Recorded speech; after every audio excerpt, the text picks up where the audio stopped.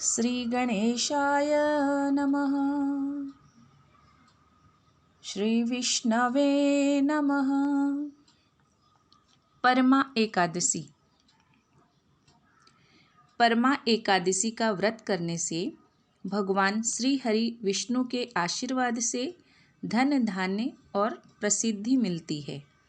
एक बार युधिष्ठिर ने भगवान श्री कृष्ण से अधिक मास के कृष्ण पक्ष के एकादशी व्रत, उसकी विधि और महत्व के बारे में जानना चाहा। तब श्री कृष्ण ने उनको परमा एकादशी व्रत के महत्व और उसकी कथा के बारे में बताया। भगवान श्री कृष्ण ने युधिष्ठिर से कहा कि अधिक मास के कृष्ण पक्ष के एकादशी को परमा एकादशी या पुरुषोत्तमी एकादशी कहते हैं। श्री कृष्ण ने परमा एकादशी व्रत की कथा कुछ इस प्रकार बताई। एक समय की बात है, काम्पिल्य नामक नगर में एक ब्राह्मण परिवार रहता था।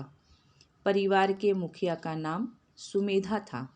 सुमेधा और उसकी पत्नी धर्म कार्य करते थे। सुमेधा की पत्नी पतिव्रता स्त्री थी। वह अपने अतिथियों का सत्कार सेवा भाव से करती थी। जो भी उसके द्वार पर आता था वह उसका आदर करती थी। स्वयं भूखे रहकर अतिथियों को भोजन कराती थी।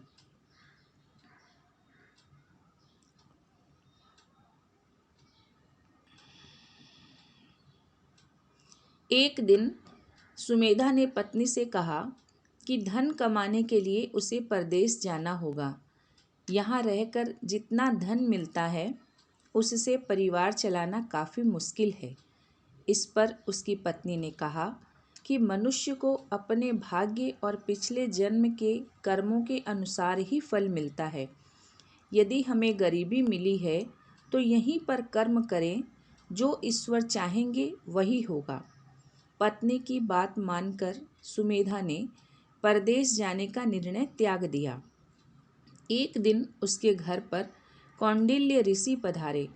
सुमेधा और उसकी पत्नी ने उनका सेवा सत्कार किया। उससे कौंडिल्य ऋषि बहुत खुश हुए। उस दौरान सुमेधा और उसकी पत्नी ने गरीबी दूर करने के लिए कोई उपाय बताने को कहा। इस पर उस ऋषि ने दोनों को परमा एकादशी का व्रत विधि पूर्वक रखने को कहा। साथ में उनको परमा एकादशी व्रत की विधि भी बताई। उन्होंने कहा कि परमा एकादशी का व्रत रखने से पाप मिट जाते हैं, धन और वैभव की प्राप्ति होती है और जीवन के अंत में अच्छी गति मिलती है। इस व्रत को कुबेर ने भी किया था। इससे भगवान शिव प्रसन्न हुए थे। उन्होंने कुबेर को धना अध्यक्ष का पद दिया। ऋषि कौंडिल्य के बताए अनुसार जब अधिक मास का कृष्ण पक्ष आया तो सुमेधा और उसकी पत्नी ने विधि पूर्वक परमा एकादशी का व्रत रखा और भगवान विष्णु की पूजा की। ब्राह्मणों को भोजन कराया और दान दक्षिणा देकर विदा किया। उसके बाद स्वयं भी भोजन करके परमा एकादशी व्रत को पूरा किया। इस व्रत के पुण्य प्रभाव और विष्णु कृपा से ब्राह्मण परिवार की गरीबी दूर हो गई। उन लोगों ने काफ़ी सालों तक सुखपूर्वक जीवन व्यतीत किया।